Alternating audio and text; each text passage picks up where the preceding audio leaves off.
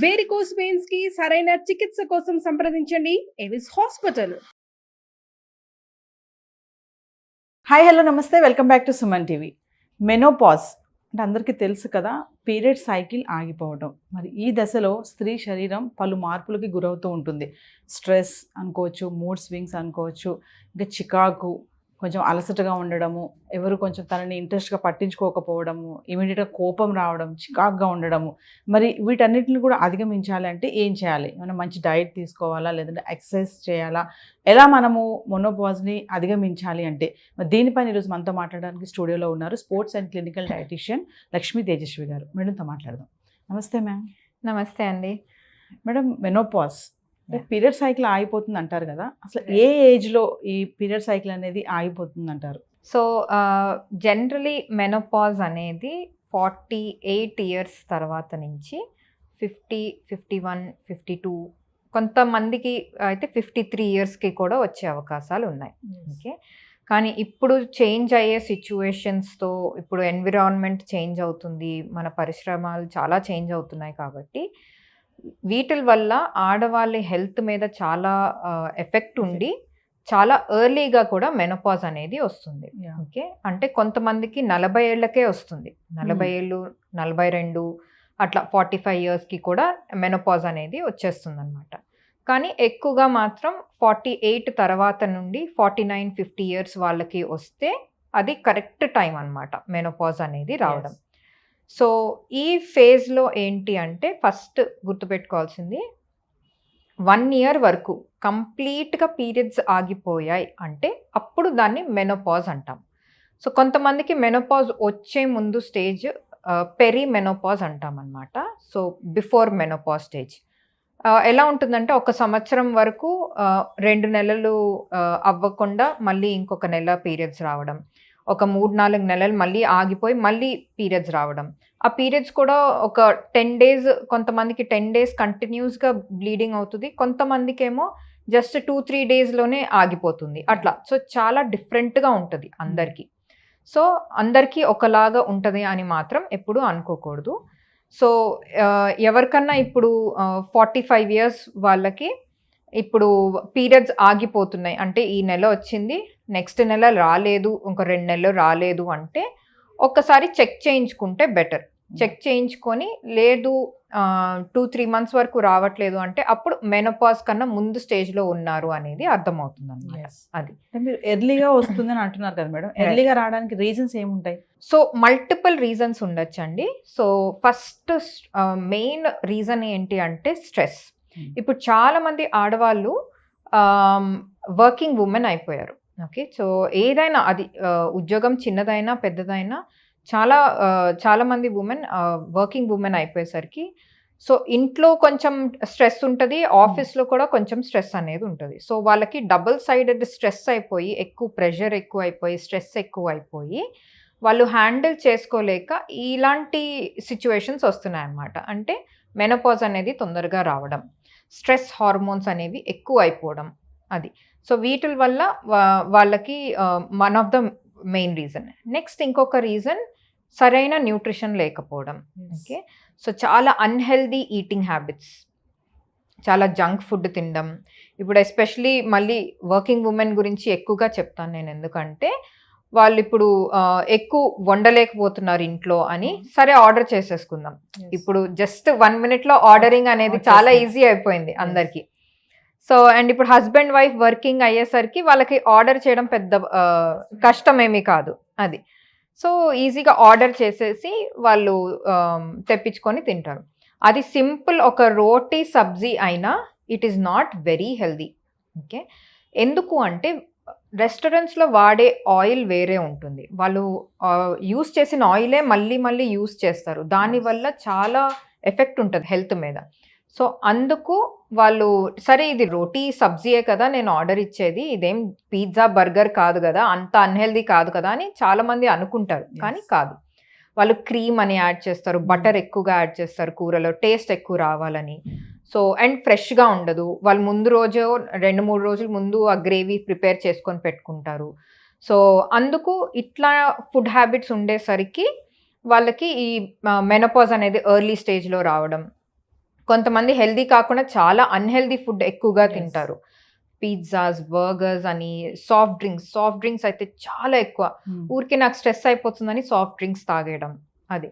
So ఇట్లా ఎక్కువగా అయిపోతుంది. అండ్ కొంతమంది ఏంటంటే ప్యాసివ్ స్మోకర్స్ ఉంటారు. అంటే ఎవరన్నా స్మోక్ చేసే వాళ్ళ పక్కన నుంచుంటారు ఉమెన్.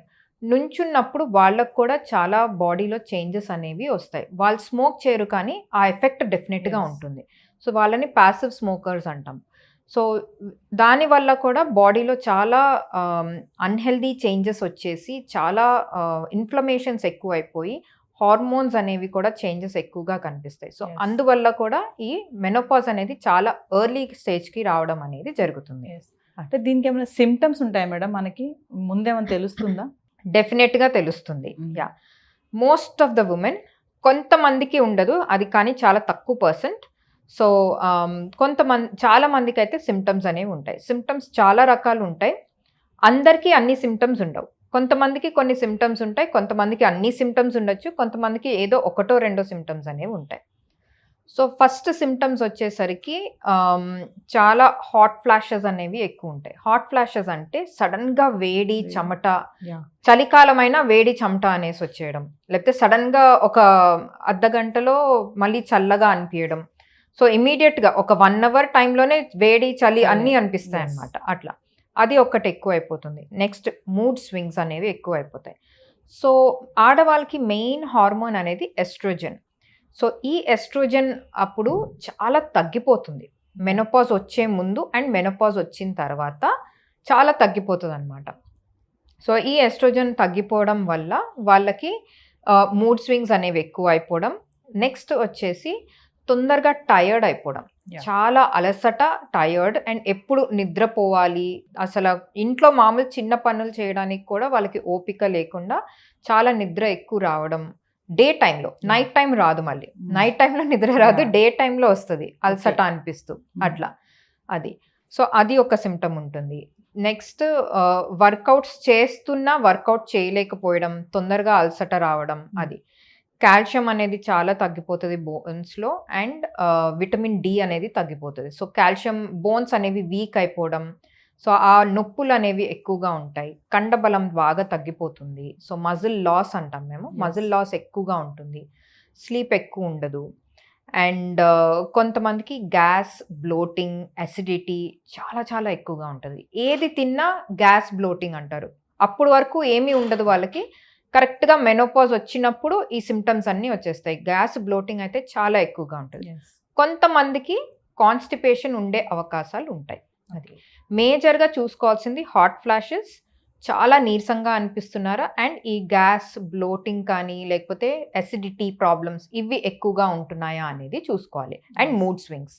సో ఈ 4 ఉన్నాయి అంటే, అండ్ పీరియడ్ సరిగ్గా రావట్లేదు అంటే ఎస్, ఆల్మోస్ట్ మెనోపాజ్ స్టేజ్లోకి వచ్చేసారనమాట. Yes. అది మేడం, ఫైనల్ ఒక విషయం చెప్పండి. అంటే ఈ దశలో, మెనోపాజ్ దశలో ఉన్నటువంటి మహిళలకి ఏమైనా మంచి డైట్ ఉంటుందంటారా? డెఫినెట్గా ఉంటుంది.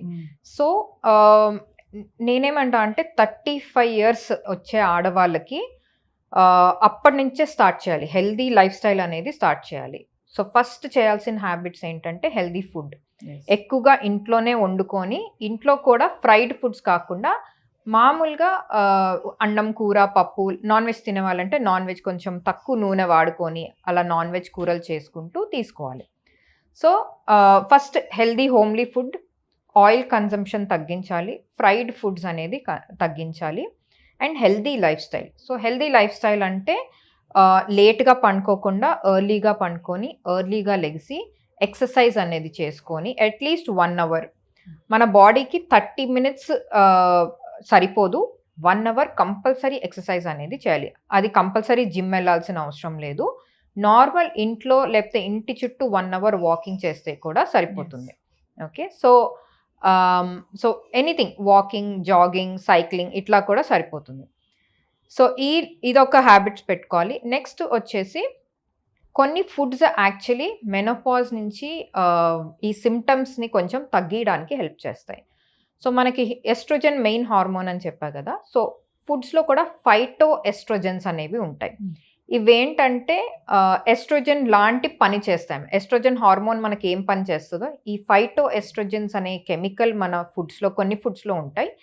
అవి ఎస్ట్రోజన్ పని బాడీలో చేస్తాయి అన్నమాట. ఇవి ఏటిల్లో ఉంటాయంటే soya, first soya milk, tofu or ఇది సోయా బీన్స్, ఇవి ఇట్లా సోయా మిల్క్ ఇట్లాంటి వాటిల్లో ఎక్కువగా ఫైటో ఎస్ట్రోజన్స్ అని ఉంటాయి. నెక్స్ట్ ఫ్లాక్స్ సీడ్స్ అని ఉంటాయి, అవిసె గింజలు. వాటిలో లిగ్నన్స్ అనే ఒక కాంపోనెంట్ ఉంటుంది. ఆ కాంపోనెంట్ కూడా మనకి ఈ సిమ్టమ్స్ని కొంచెం తక్కువ చేయడం అండ్ హెల్ప్ చేయడం అనేది చేస్తుంది అనమాట. అండ్ ఇవి జస్ట్ మెనోపాజ్ వచ్చింది మనకి తెలిసినప్పుడు తీసుకోవడం కాదు, ముందు నుంచే తీసుకోవాలి. ఓకే, అది కాకుండా నువ్వులు కంపల్సరీగా ఎవ్రీ ఆల్టర్నేట్ డే తీసుకుంటే ఆడవాళ్ళకి చాలా మంచిది. ఫస్ట్ దాంట్లో కాల్షియం అనేది ఎక్కువ ఉంటుంది కాబట్టి బోన్స్కి చాలా మంచిది. అండ్ మెనోపాజ్ సిమ్టమ్స్ని కూడా ఈ ఫైటో ఈస్ట్రోజన్ యాక్టివిటీస్ని ఎక్కువగా హెల్ప్ చేస్తుంది అనమాట బాడీలో. సో నువ్వులు అనేది ఎక్కువగా తీసుకోవాలి. సో చాలా మంది ఏం చేస్తారంటే ఎస్పెషలీ మన తెలుగు వీటిల్లో నువ్వులు లడ్డు చేసుకుంటారు, అన్ని మిక్స్ చేసి బాగా బెల్లం వేసుకొని ఇంత నెయ్యి వేసుకొని టేస్ట్ ఉండాలి కదా. సో అలా కాకుండా మామూలుగా నువ్వులు జస్ట్ కూరలో జల్లుకొని లేకపోతే సలాడ్ చేసుకున్నప్పుడు సలాడ్ మీద జల్లుకొని అట్లా తీసుకోవడం అనేది చేసుకోవాలి. సో నువ్వులు ఏం చేయాలంటే కొంచెం వేపుకొని జస్ట్ ఒక 30 seconds మ్యాక్సిమం 1 minute, దాన్ని బ్రౌన్గా వేపుకోవడం కాదు, చాలా మైల్డ్గా వేపుకొని చిన్న ఫ్లేమ్ మీద అప్పుడు తింటే ఇంకా మంచిది. అవిసె గింజలు కూడా అంతే, కొంచెం రోస్ట్ చేసుకొని డ్రై రోస్ట్, ఏది నూనెతోని నెయ్యితోని వేపకుండా నార్మల్ డ్రై రోస్ట్ చేసుకొని అది మన సలాడ్స్ మీద లేకపోతే మజ్జిగ తాగుతున్నప్పుడు మజ్జిగలో అలా కలుపుకొని తీసుకుంటే మంచిది. సో ఈ ఫుడ్స్ మాత్రం డెఫినెట్గా ఎక్కువగా తీసుకోవాలి. నెక్స్ట్ లాస్ట్ ఏంటంటే నట్స్, బాదాం, పిస్తా, ఇవి మాత్రం కొంచెం ఎక్కువగా తీసుకుంటే మంచిది. అండ్ అక్రోట్.